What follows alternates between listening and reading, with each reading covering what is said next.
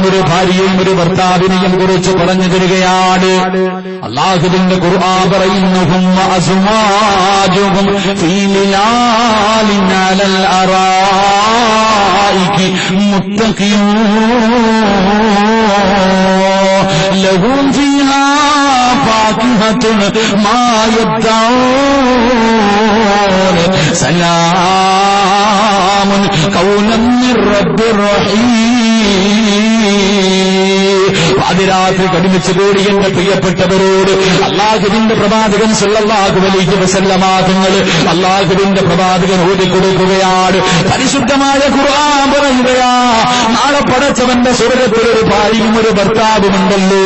അല്ലാഹുവേ, തന്റെ ഭാര്യയും ഭർത്താവും തന്റെ മക്കളുടെ കയ്യിൽ പിടിച്ചിട്ട് നാളെ സ്വർഗ്ഗത്തിലെ ചാരികസേരയിൽ ഇരുന്നിട്ട് അല്ലാഹുവേ തോഴിമാരുടെ കൂടെ ഇരുന്ന് ആസ്വദിച്ചു കൊണ്ടിരിക്കുകയാണ്.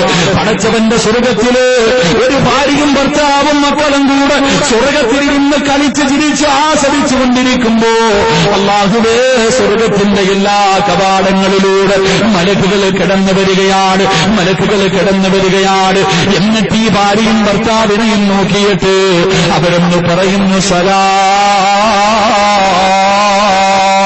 അല്ലാഹുവേ, എല്ലാ മലക്കുകളും സ്വർഗ്ഗത്തിന്റെ കവാടത്തിലൂടെ കടന്നു വന്നിട്ട് ഒരു ഭാര്യയെയും ഒരു ഭർത്താവിനെയും മക്കളെയും നോക്കിയിട്ട് മലക്കുകൾ മുഴുവനും സലാം പറയുകയാ, മലക്കുകൾ മുഴുവനും സലാം പറയുകയാ.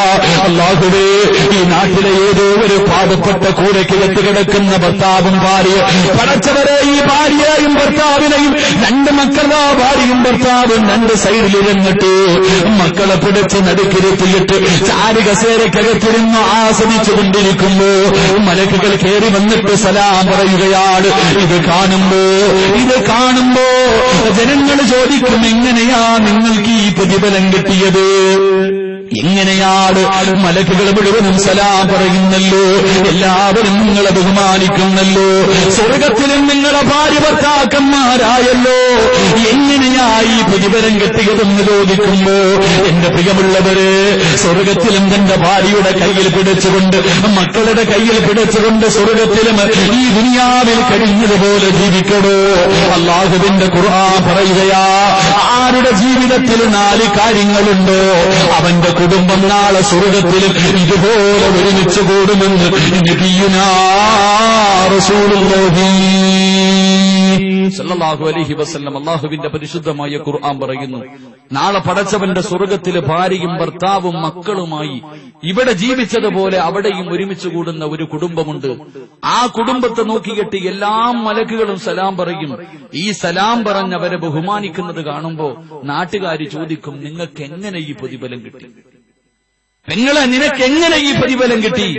അന്ന് ഭാര്യയും ഭർത്താവും മക്കളുടെ തോളിൽ കൈവച്ചിട്ട് പറഞ്ഞു കൊടുക്കും, ഞങ്ങൾ 4 കാര്യം ജീവിതത്തിൽ ചെയ്തു, അതിന്റെ ഫലമായി ഇതെന്ന് നാളെ സ്വർഗ്ഗത്തിൽ വെച്ച് ആ കുടുംബം പറയുമെന്ന് നബിയുനാ റസൂലുള്ളാഹി സ്വല്ലല്ലാഹു അലൈഹി വസല്ലം. അല്ലാഹു അങ്ങനെയുള്ള ജീവിതം നൽകി അനുഗ്രഹിക്കുമാറാകട്ടെ.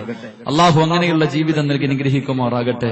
വിവാഹം കഴിച്ചവരെല്ലാവരും ഒന്ന് കൈവക്കിക്കുക. വിവാഹം കഴിച്ചിട്ടുള്ളവരൊക്കെ അപ്പൊ പെണ്ണ് കെട്ടിക്കാനൊന്നുമല്ല കൈവക്കി. അല്ലാഹു എല്ലാരും കെട്ടിയവരാ.